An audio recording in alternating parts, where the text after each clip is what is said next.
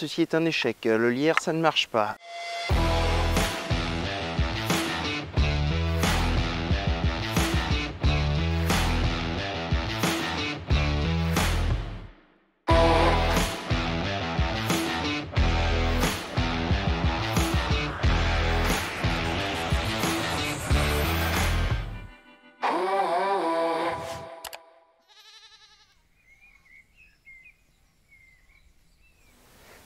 Salut les amis, on est de retour sur le terrain. Nous sommes le 26 avril. Je suis content parce que le gazon a poussé. Regardez-moi cette petite beauté là. Ça y est, ça commence à bien verdir. Il fait humide et chaud, donc c'est parfait pour que ça germe. J'ai pas vu, là pour l'instant je pense qu'il n'y a que le gazon qui germe. La moutarde, la facélie, ça devrait pas tarder. Au programme du deuxième épisode, plein de choses. Bref, on avance. Travaux du jour, planter une partie de la haie. Je vais planter une haie là tout du long pour être caché quand même un minimum et pour que eux soient aussi tranquilles. On va faire une haie variée avec 3 espèces différentes. Le tout peut pousser jusqu'à 2,50 m de haut. On va pas le laisser à 2,50 m de haut. Je pense qu'on va atteindre les 2 mètres, que je puisse au moins le tailler sur le dessus.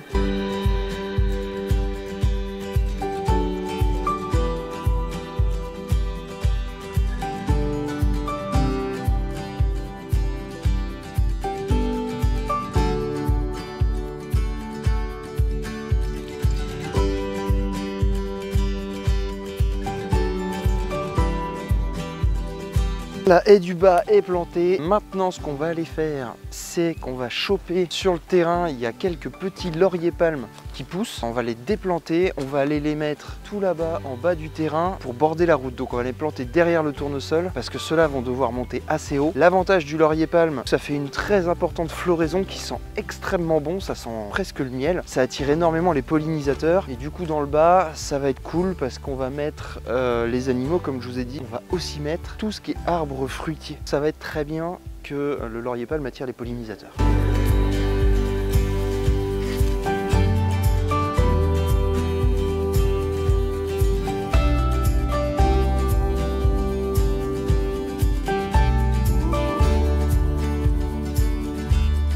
Je suis content parce que j'avais peur de ne pas avoir assez de pieds et en fait si, j'en ai eu assez, pile poil. Limite il va m'en manquer un on va dire, mais je pense pas parce que vu que je veux créer une entrée par le bas pour pouvoir accueillir du monde plus tard, c'est pas plus mal qu'il m'en manque un au final. Et je suis content, regardez, ça verdit de partout. Ça valait le coup de griffer hein les gars. Ça valait vraiment le coup de griffer. De s'acharner comme un bourrin pendant 3 jours et de griffer tout. Parce qu'au moins le terrain est nickel. Les plants que j'ai plantés ici, tout va bien. Il y a vraiment plein de choses là le long de ce mur. Donc ça c'est cool ça. Je viens pas tout le temps avec le van, des fois je viens avec la voiture et dans la voiture j'ai pas de réserve d'eau. Donc il me faut une réserve d'eau sur place. On va construire un récupérateur d'eau. On va voir si j'arrive à faire un truc correct pour que quand il pleuve on puisse récupérer un maximum d'eau. Ça fera de toute façon mieux que rien. L'emplacement est défini, c'est le seul endroit qui est à l'ombre, vraiment l'après-midi et fin d'après-midi. Le tonneau est placé. Maintenant il va falloir que je libère les petites branches etc. pour pas que la bâche soit percée forcément. Je vais positionner la bâche pour voir ce que ça donne. Et après on va voir comment on la fixe et comment on la maintient parce que si ça souffle, il faut pas que la bâche s'en aille non plus. Il fait une chaleur de malade et on n'est que au printemps. Ici on est beaucoup plus dans l'été, on sent qu'on n'a pas le vent océanique de là où je suis.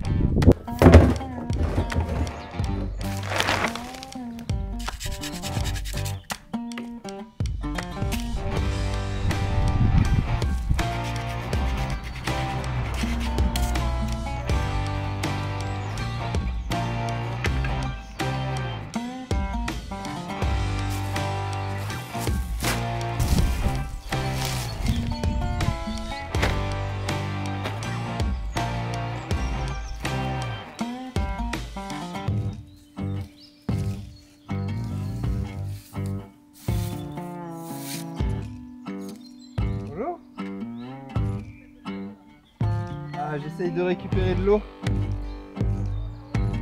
Non, mais quand il va pleuvoir, il n'y a pas d'eau sur le terrain, alors au moins j'aurai de quoi arroser un peu. Bon, c'est pas très beau, mais...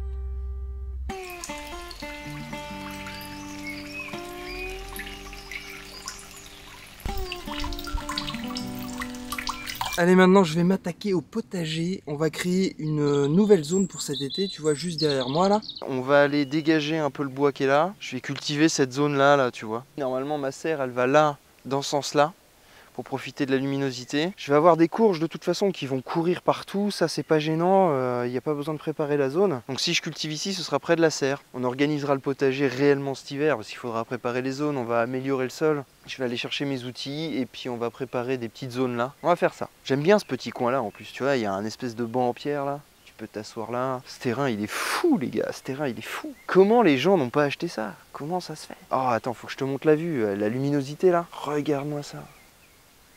Oh là là là là là là. Comment on va être trop bien ici.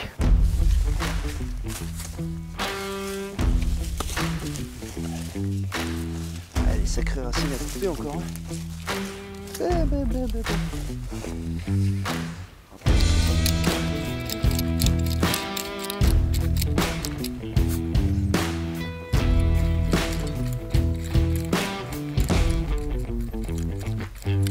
Regarde, la moutarde a commencé à germer. Excellent.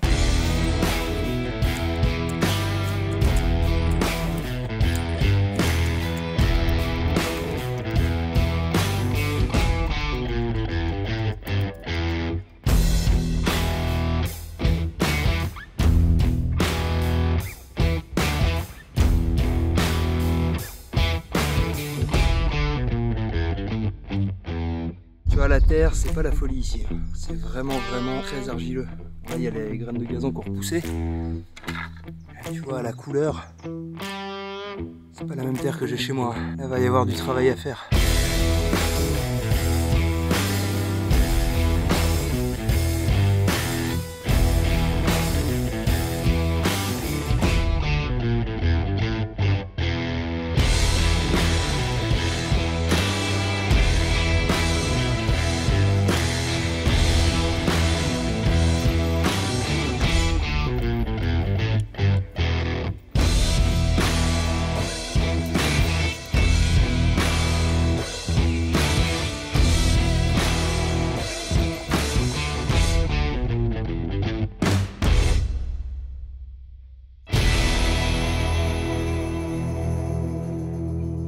Petit potager, alors c'est marrant parce que je fais des zones de la taille dont j'ai l'habitude de les faire, mais sur ce terrain, quand je suis à côté, ça me paraît d'une bonne taille. Quand je m'éloigne, elles sont ridiculement petites. Mais mais c'est pas grave, de toute façon ici je vais pas faire...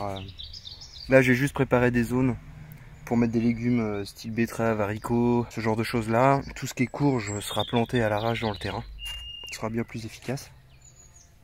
Et puis de toute façon ça va prendre de la place à fond, donc j'ai pas besoin de préparer des zones pour ça.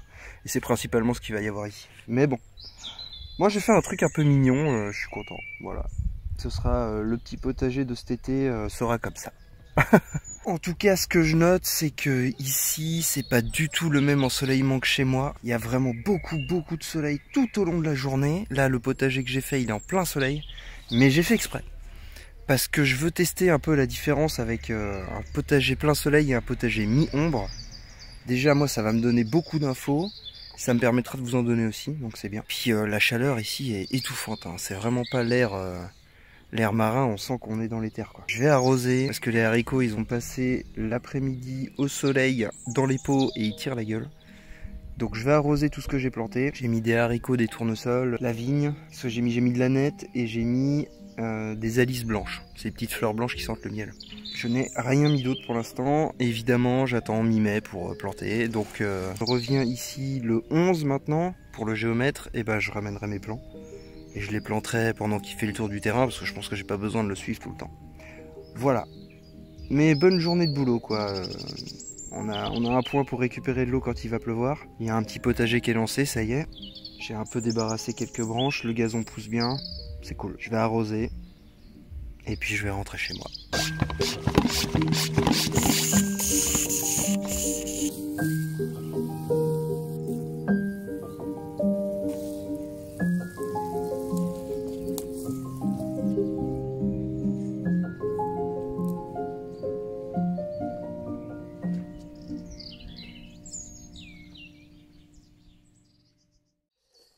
Salut les amis, je fais attention parce que je suis vraiment au bord du ravin. De retour pour vous jouer un mauvais tour. Nous sommes le jeudi 11 mai, jour du géomètre. Je viens juste de me lever parce que je suis arrivé hier, hein, comme d'hab, vous savez, hein, moi je viens sur le terrain la veille. Comme ça, je prends mon petit café tranquille. Le gars vient dans une demi-heure. Puis voilà.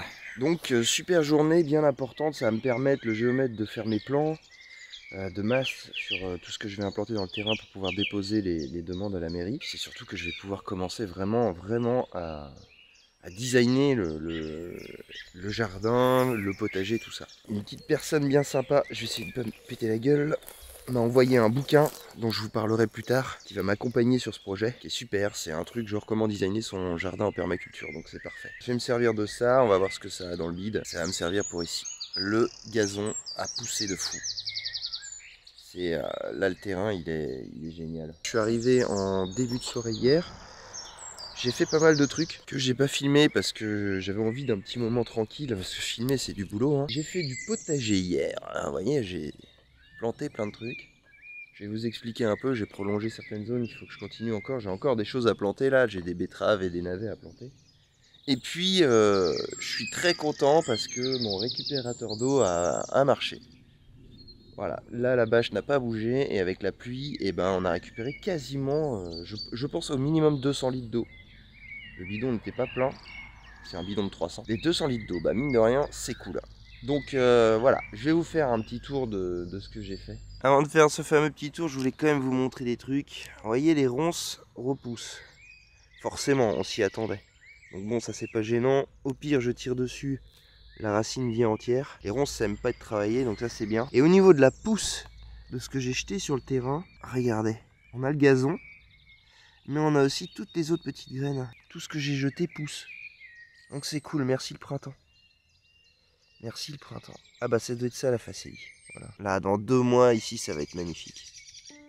Sur le terrain j'ai aussi commencé à mettre quelques arbres. Là j'ai ramené des petits pêchers de vigne de mon terrain. J'en ai mis 2 ou 3 je sais plus. J'ai mis des petits châtaigniers aussi. Tout ça dans une optique d'avoir des ressources comestibles pour l'hiver. Et puis bah, j'ai attaqué un peu les courges. On est au mois de mai donc là on plante. Regardez-moi ça. J'en ai mis un paquet, donc il y a butternut, courge de Nice, potimarron red curry. Pour pallier à la sécheresse, j'ai fait la technique de la bouteille d'eau dont je vous ai parlé. Ça, c'est essentiel parce que je vais pas être sur le terrain. Donc là, au moins, je suis sûr que ça peut tenir. Hein. Allez, là, j'ai 1 litre 7. Je pense que ça tient 3 semaines sans problème en cas de sécheresse. La terre ici est très argileuse, donc retient vraiment beaucoup l'eau. Je sais pas ce que ça va donner. C'est la première fois que je teste des cultures dans ce genre de terre. Ici j'ai mis les melons.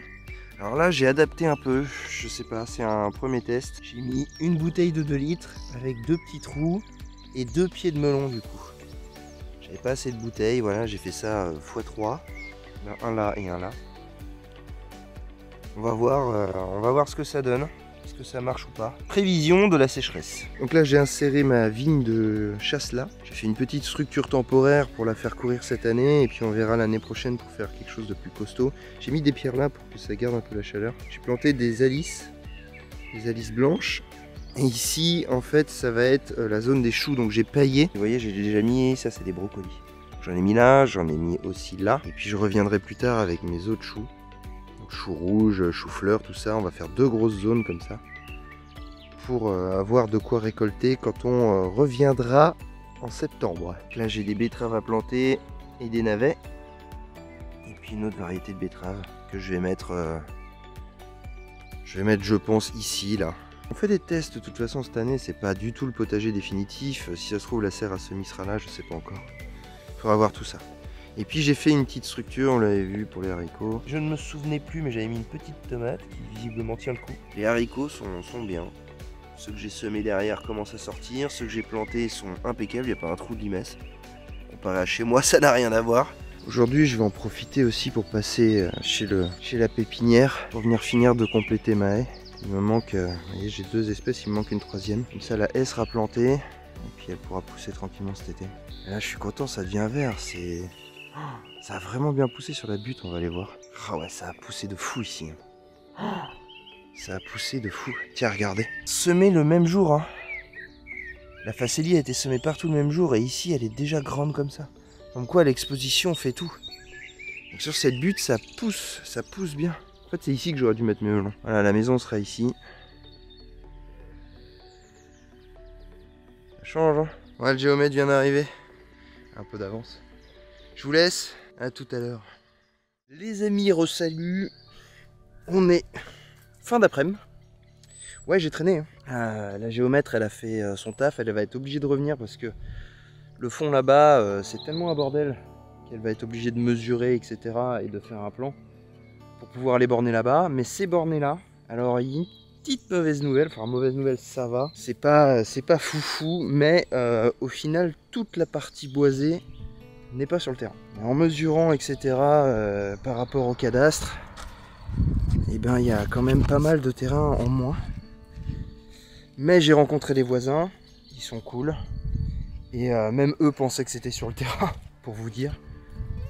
Donc je pense qu'il faut que je discute avec le mari de la dame là qui est passé, qui est très sympa. Mais je pense qu'on va s'arranger parce que voilà. Donc la partie boisée, mon récupérateur d'eau du coup est chez le voisin. Et vous voyez, il y a une autre raquette là-bas. Donc si on tire, et ben là c'est chez moi. Là c'est pas chez moi. Ça coupe le bois en plein milieu. Donc toute cette partie ici en fait n'est pas sur mon terrain. On pensait, hein, franchement, on pensait vraiment, il y a une clôture et tout, mais en fait non. Donc voilà, c'est un peu ça le mauvais côté de la chose, mais c'est mitigé parce qu'au final, c'est comme on disait avec la voisine, qui va entretenir là. C'est-à-dire que moi je veux bien, en fait il y a un espèce de talus de 2 mètres là, et de l'autre côté la maison elle est 2 mètres en dessous. Donc je lui ai dit, moi il faut que je mette une clôture pour les animaux. Attendre que la voiture passe. Moi je veux bien la mettre à la limite de mon terrain, mais du coup je pourrais pas aller entretenir là, ça va m'embêter quoi. Surtout si j'ai une chèvre, le but de la chèvre c'est que ça entretienne ce genre de parcelle là. Donc je pense qu'on va s'arranger, la clôture qui est là-bas elle est dégueulasse, c'est un grillage, on ne sait même pas quel âge. Voilà, j'ai du mal à parler. Donc voilà, à voir, je confirme pas, mais à voir, je pense qu'on va s'arranger avec le voisin pour que je vienne poser une clôture bien propre mais en haut.